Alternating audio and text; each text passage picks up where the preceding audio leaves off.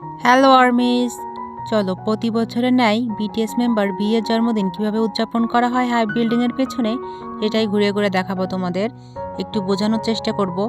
তো প্রতি বছরই কিন্তু প্রত্যেকটা মেম্বারের বার্থডে উপলক্ষেই কিন্তু এমন আয়োজন করা হয়। তবে এবছরটা একটু স্পেশাল, কারণ প্রত্যেকটা মেম্বার কিন্তু ফিরে আসছে। দেখতেই পাচ্ছ, মিলিটারি থেকে ফিরে আসার পর কিন্তু ওদের প্রত্যেকটা বার্থডে বেশি স্পেশাল হয়ে গেছে। এবছরের থিমটা করেছে ক্রিসমাস এবং বিয়ের বার্থডে, দুটো জিনিসকেই মাথায় রেখে করা হয়েছে। এবারেরটা বেশি ভাল লাগতেছে আমার, কেন জানি। আর এবার তো বেশি স্পেশাল, কারণ বিয়ে এগুলো দেখতে পারবে সবাই। জানি হাই বিল্ডিংয়ের পিছনে করলে অবশ্যই ওরা দেখবে। তো এইখানে দেখতেই পেলে একটা স্ট্রবেরি কেক। স্ট্রবেরি কেক হচ্ছে বিয়ের সবচাইতে ফেভারিট ফল এবং কেক।